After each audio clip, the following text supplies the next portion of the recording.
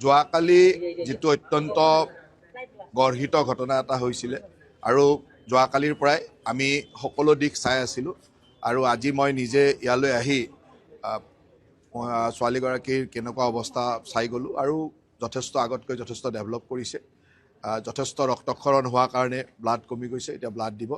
আগতকৈ বহুখিনি ডেভেলপ কৰিছে কিন্তু মোটামুটিকৈ কেইবাঠাইতো যেহেতু চকা অস্ত্ৰৰে আঘাত কৰিছে মূৰত বুকুত ডিঙিত গতিকে খুব সংকটজনক অৱস্থাতে আছে গতিকে এই ঘটনাটো আমাৰ কাৰণে অত্যন্ত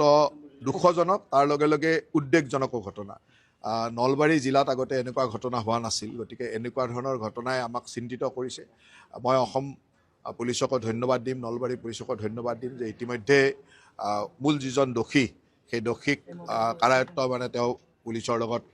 হাতাহাতি কৰোঁতে বা তেওঁ পুলিচৰ অস্ত্ৰ কাঢ়ি দিবলৈ তেওঁ পুলিচৰ গুলীত নিহত হৈছে গতিকে আৰু ইয়াৰ লগত আৰু কোন জড়িত আছে ইয়াক চাব লাগিব কাৰণ এই লাভ জেহাদৰ ঘটনাবিলাক লাহে লাহে বাঢ়ি আহিছে ইয়াৰ ভিতৰত অন্তৰালতনো কি আৰু কোনোবা মানুহ আছে নে কাৰণ তেওঁ এটা কথা ঠিক যে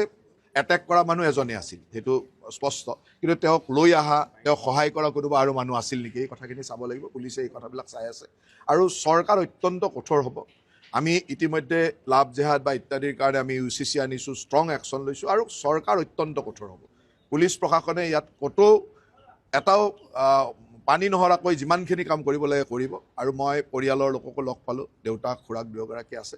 চৰকাৰৰ ফালৰ পৰা গোটেই ট্ৰিটমেণ্ট বা অন্যান্য যত যি অসুবিধা আছে গোটেইখিনি আমি চাই দিম আমি কৰি আছোঁ গতিকে মই ভাবোঁ যে ভগৱানৰ ওচৰত আশা ৰাখিছোঁ যে খুব সোনকালে সুস্থ হৈ উঠক তাতকৈতো আৰু বেলেগ কথা নাই আমি এতিয়া চেষ্টা ৰাখিছোঁ যে কিমান সোনকালে সুস্থ কৰিব পাৰোঁ